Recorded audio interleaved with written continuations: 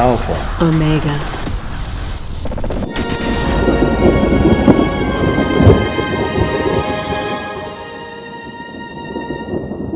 Spellwork Mastery.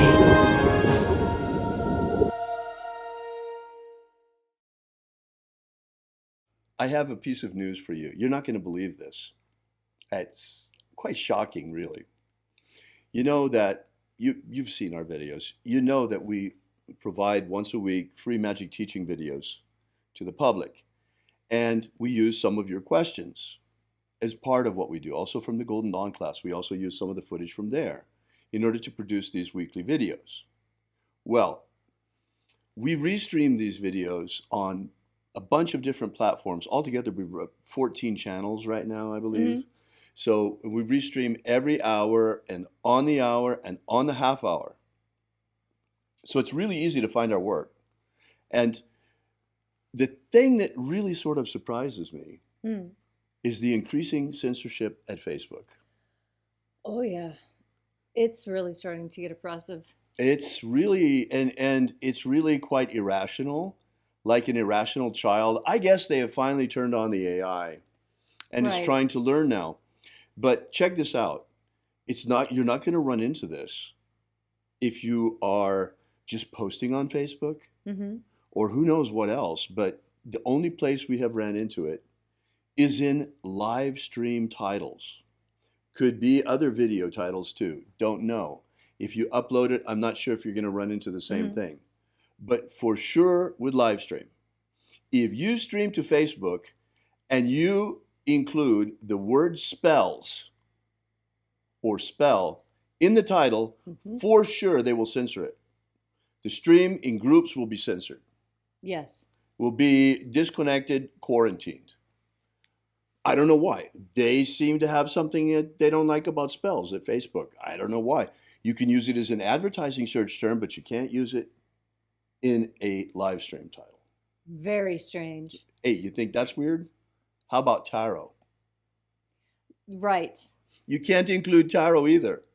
If you put the word tarot into the title of a live stream, they're going to quarantine it from groups, only from groups. I don't know. They don't want groups to know anything about tarot or spells. It's really strange because ours are magical groups too. And it's Right. only in our groups that we're broadcasting. And we encourage you to test this. If you have a way of testing it, try.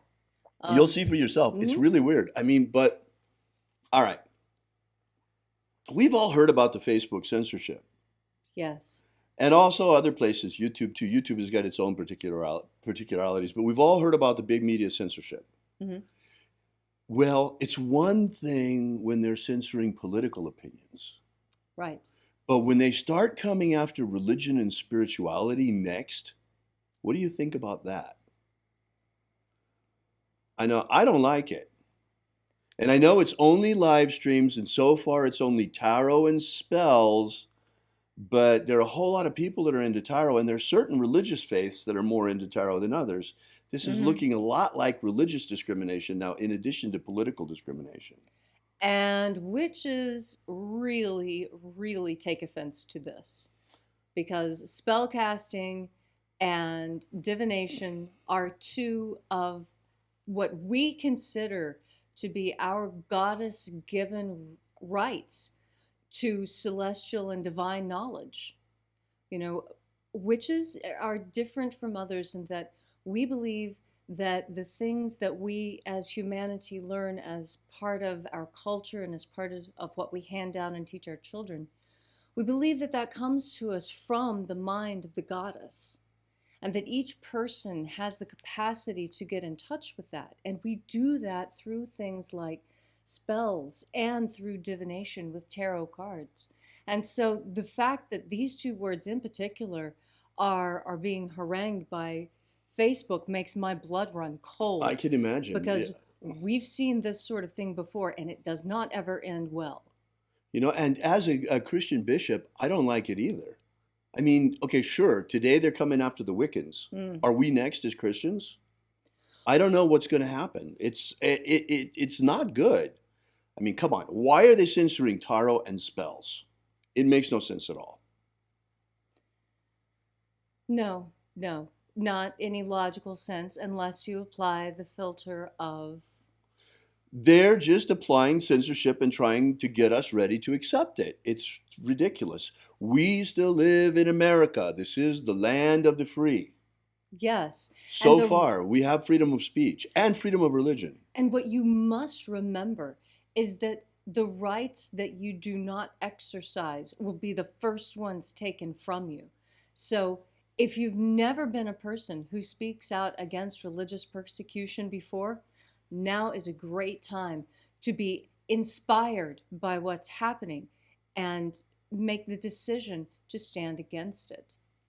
Yeah, this is the time. I mean, we can't accept this. They're getting us used to incremental, more and more creeping totalitarianism. It's boiling the frog. And that's why, we're bringing this to your attention right away. The minute that it starts, it was one thing when they were censoring political opinions. But when they start censoring words having to do with one religious affiliation rather than another, and particularly also as a Christian magician, I'm also very concerned about this because it's targeting the magical community specifically.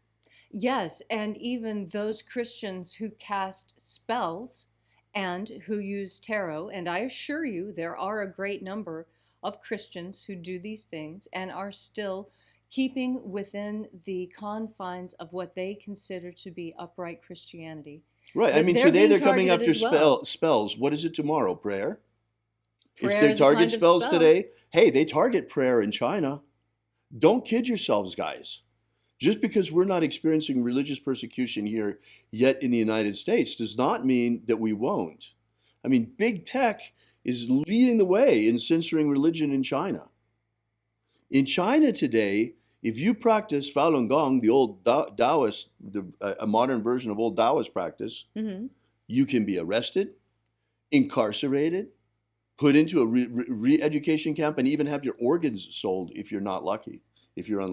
Yes. So, I mean, it's not like religious persecution doesn't exist. So here in the United States, Leslie and I are very, very sensitive to these things. So we're sounding the alarm early. It's bad enough that they've been censoring political points of view on big tech, but now they're starting with religion as well. And that's too far. Yeah, it's one step too far. No American should put up with that. We shouldn't put up with it. We shouldn't have to put up with it.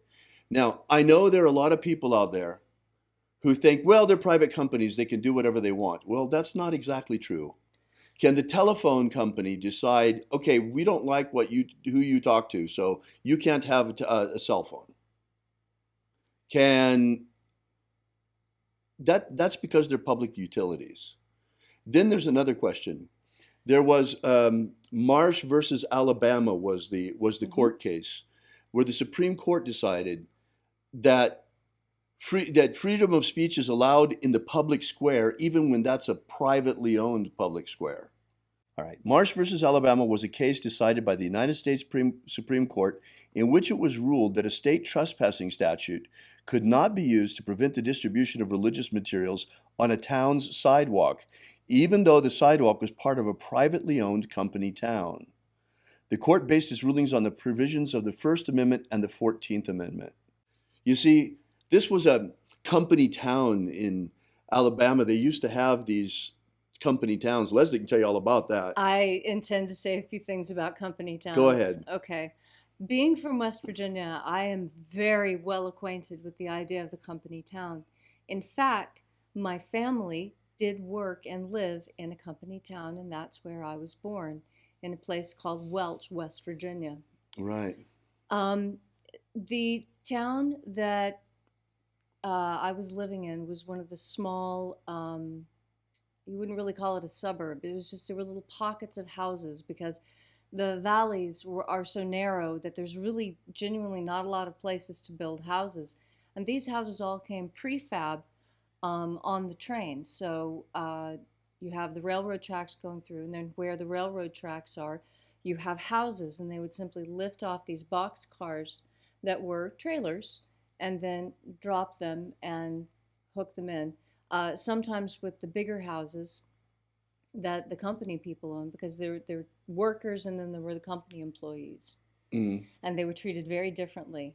The company provided everyone with housing if you worked at the mine, Hmm. And if you were just a coal miner, then you got one of the single wide trailers. But if you worked for the company as part of the office or part of the managerial staff, white collar, then you got a double wide set on top of a concrete basement. It was really quite luxurious for the time and for what was happening.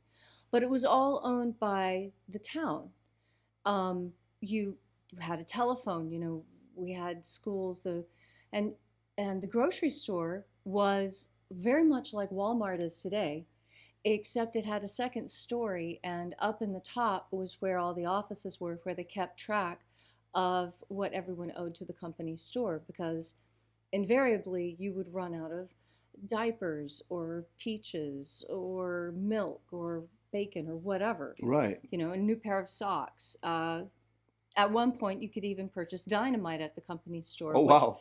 which the men needed as part of their work, because in the beginning of coal mining in West Virginia, the men were required to supply their own mule I and get pick. they were considered independent contractors. Yes, Right. they were. Oh, I mean, I worked as an independent contractor tour director for 35 years, so I know exactly how little rights they have. yes, and instead of getting paid in the currency of the United States of America, Right.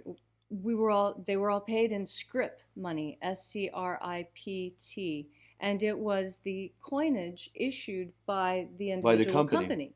company, and whatever money you made at the Coretta coal mine could be spent at the Cucumber Company store, Right.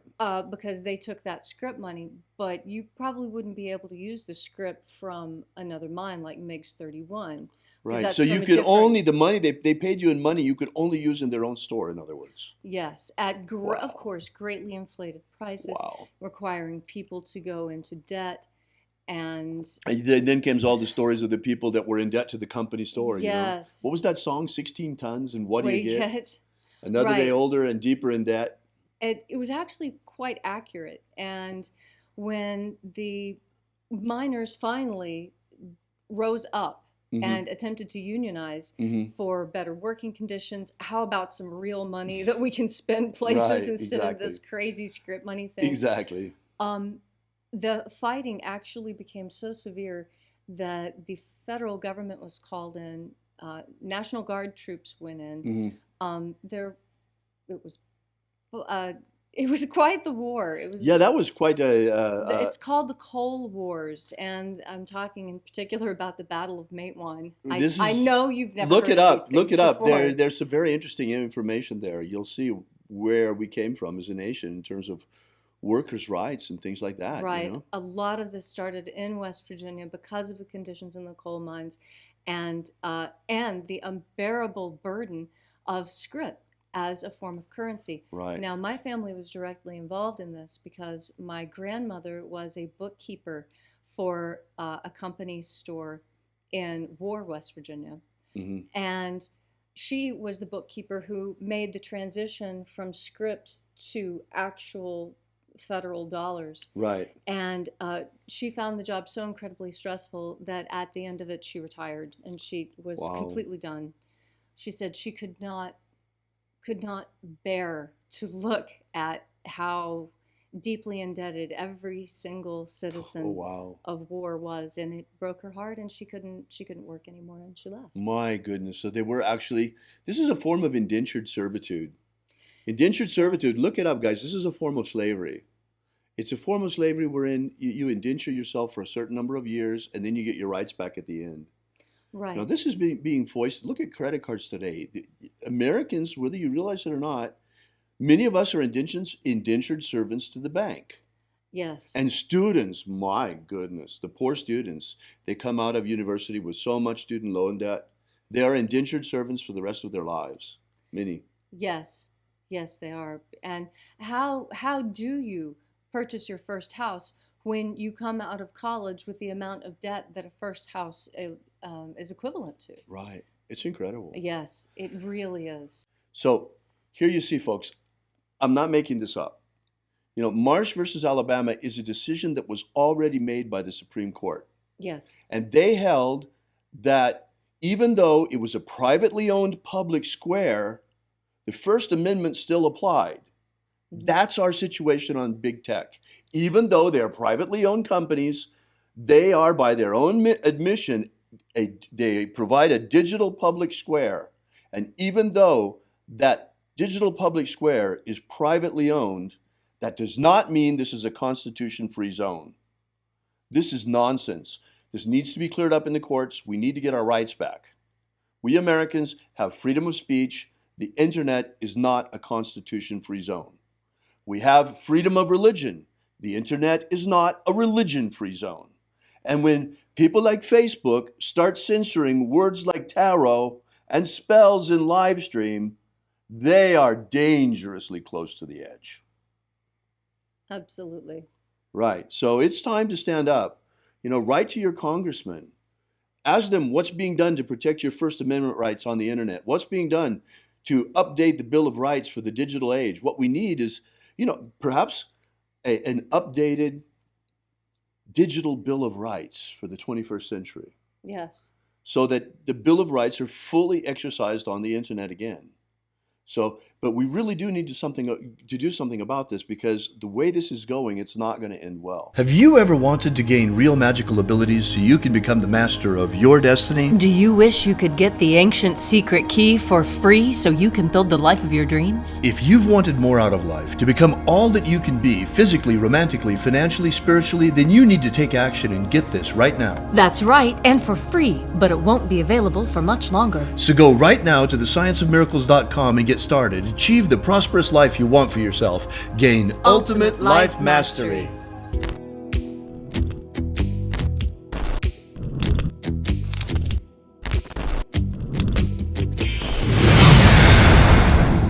Are you familiar with the Rosicrucian? With what's his name?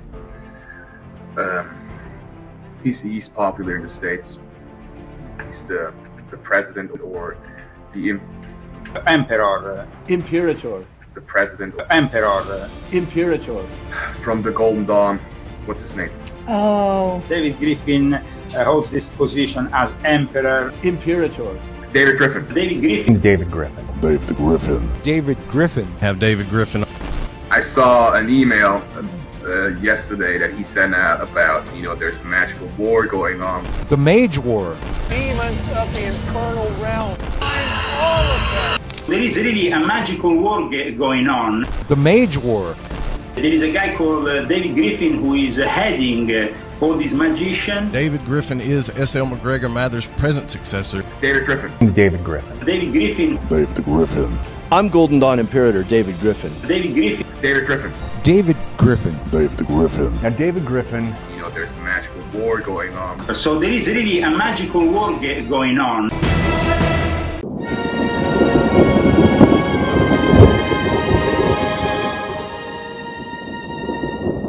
Spellwork Mastery. Alpha Omega.